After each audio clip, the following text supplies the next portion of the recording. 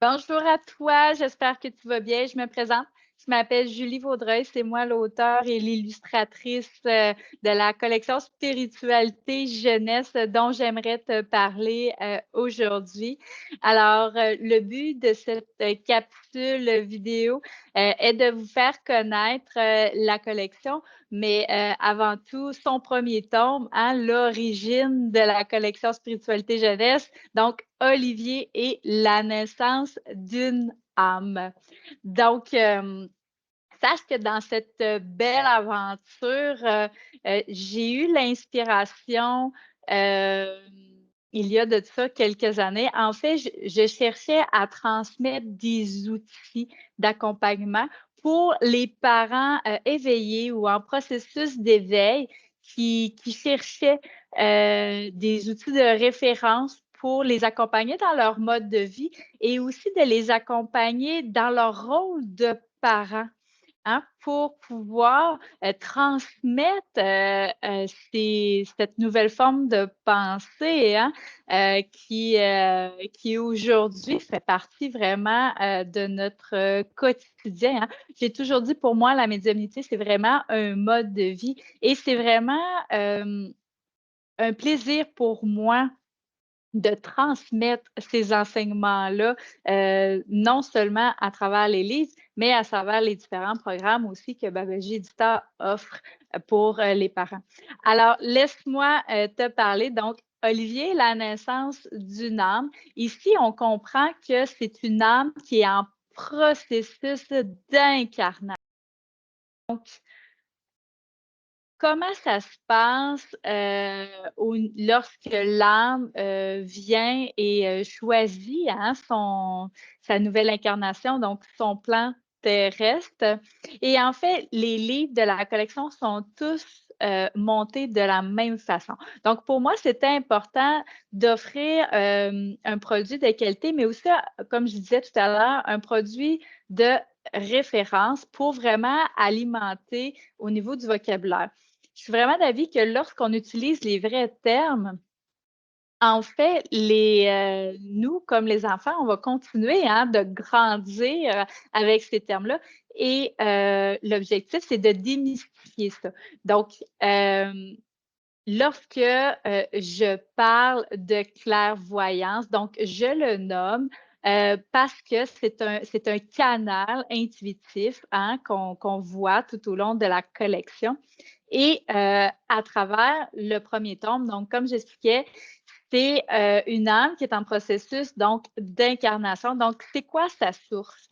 C'est quoi sa croyance? Et ici, je tiens à préciser que j'invite le parent à appuyer ses croyances. Donc, tu sais, tout le long de la collection, il y a des termes généraux qui ont été utilisés afin que vous puissiez mettre les termes et vos propres croyances et vous puissiez les tisser hein, à votre sauce, hein, comme je pourrais dire, et vous permettre ensuite de transmettre ces croyances-là à vos enfants, bien sûr. Donc, chacun des livres, il y a des mots qui sont mis en caractère bleu.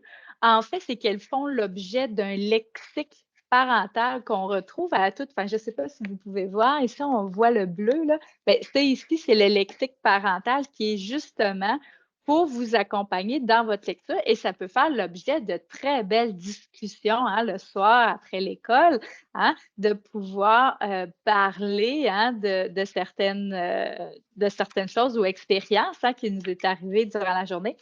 Donc, pour moi aussi, c'était important d'offrir un livre, bien que la technologie, elle est très présente. euh, je suis vraiment allée avec une essence de cœur. Donc, toutes les illustrations de la collection sont faites à la main. Sont faites à la main avec des crayons de bois, pastel gras et peinture parce que j'avais envie de revenir aux origines. Donc, la simplicité, mais aussi le plaisir hein, de créer, parce que j'ai autant de plaisir à les écrire qu'à les dessiner et c'est une forme d'art, hein, bien sûr. Donc pour moi, c'était vraiment important de garder, cette essence authentique et de la partager. Hem donc, comme j'expliquais, tout au long, de la collection, il y a des enseignements, d'accord? Et à la fin, vous avez aussi une activité interactive que vous pouvez faire avec votre enfant. Comme dans le premier tome, c'est Ma pochette aux merveilles. J'invite l'enfant à venir connecter. En fait, je l'invite à ressentir cette étincelle divine-là qui se trouve à l'intérieur de lui. Et bien souvent, en vieillissant, qu'est-ce qu'on fait? On la perd de vue, hein, par nos obligations, le train-train quotidien. euh, il peut arriver beaucoup d'expériences ou de circonstances qui fait en sorte que, on a le sentiment d'être déconnecté de soi.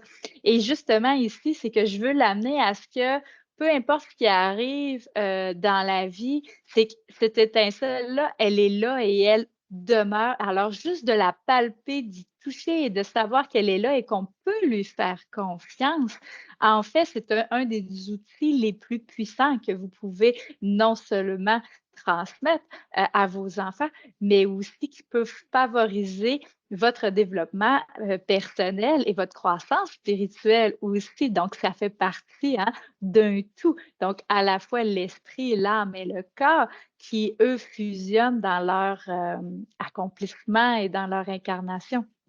Donc dans la collection, vous avez aussi des pierres semi-précieuses qui ont été sélectionnées pour chacun des livres. Donc, c'est des articles disponibles en vente séparément. En fait, c'est que ça permet à l'enfant de venir s'initier à la lithothérapie et vous comprendrez que chaque pierre a un rôle à jouer. Euh, donc, elle vient accompagner, hein, c'est un outil. Mais ça fera l'objet d'une autre capsule que vous pourrez voir là, sur ma chaîne YouTube, là, Julie Vaudreuil. Donc, mais c'est pour dire que c'est un outil complémentaire au livre. OK? Donc, j'amène les enfants à retrouver toutes les particules de leur étincelle et d'en faire des trésors, hein, peu importe ce que la vie met, sur notre route. Donc comme j'expliquais, heu, ensuite à la fin du lexique parental, vous avez aussi des lectures suggérées, pour, les parents. En fait, c'est des livres, qui ont fait partie, moi, de mon, cheminement et ma croissance spirituelle. Pendant de nombreuses années, j'ai fait de l'accompagnement aussi médiumnique. Donc, c'est tout, pour moi, donc c'est vraiment comme un univers, à découvrir et qui me nourrit vraiment beaucoup et c'est aujourd'hui, c'est le désir, hein, de partage et c'est en fait ce qui est à l'origine de la collection, hein. Donc le désir de partage devient tellement grand qu'on a envie d'expliquer tout ce qui, semble être les centres d'énergie, les corps subtils et en fait, moi, ça fait vraiment partie de mon quotidien depuis maintenant un certain temps et j'en suis fière. J'en suis fière, parce que c'est toujours plus facile de suivre son intuition et de se laisser bercer, hein, par la vie. Donc, Olivier, la naissance d'une âme, c'est une âme qui est en processus d'incarnation.